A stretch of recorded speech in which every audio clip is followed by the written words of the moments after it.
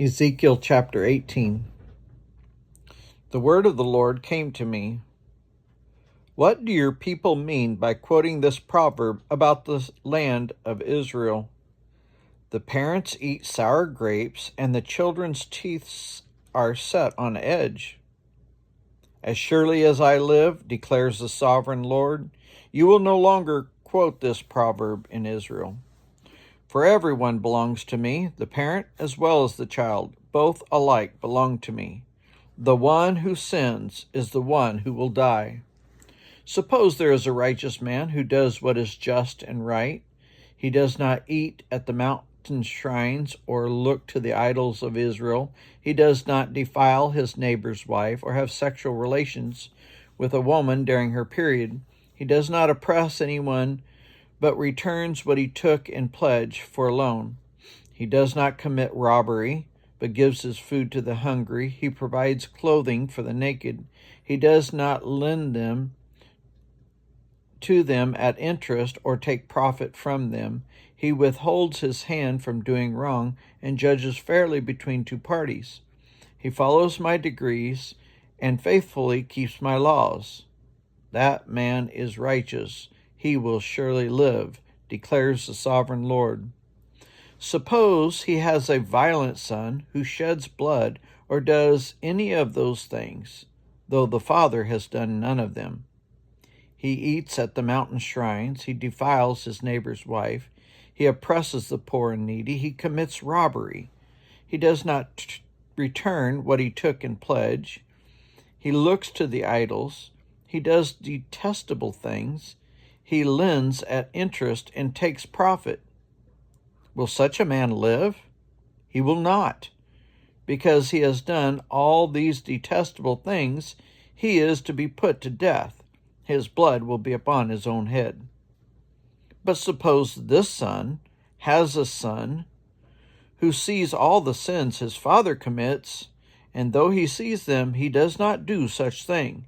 He does not eat at the mountain shrines, or look to the idols of Israel. He does not defile his neighbor's wife.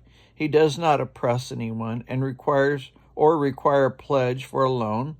He does not commit robbery, but gives his food to the hungry and provides clothing for the naked.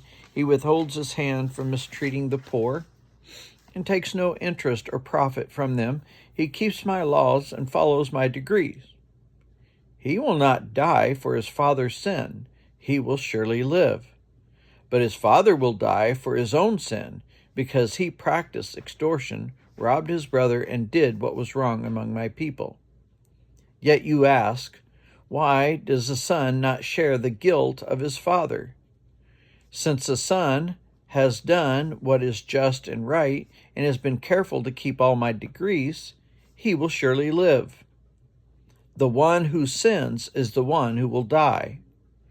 The child will not share the guilt of the parent, nor will the parent share the guilt of the child. The righteousness of the righteous will be credited to them, and the wickedness of the wicked will be charged against them.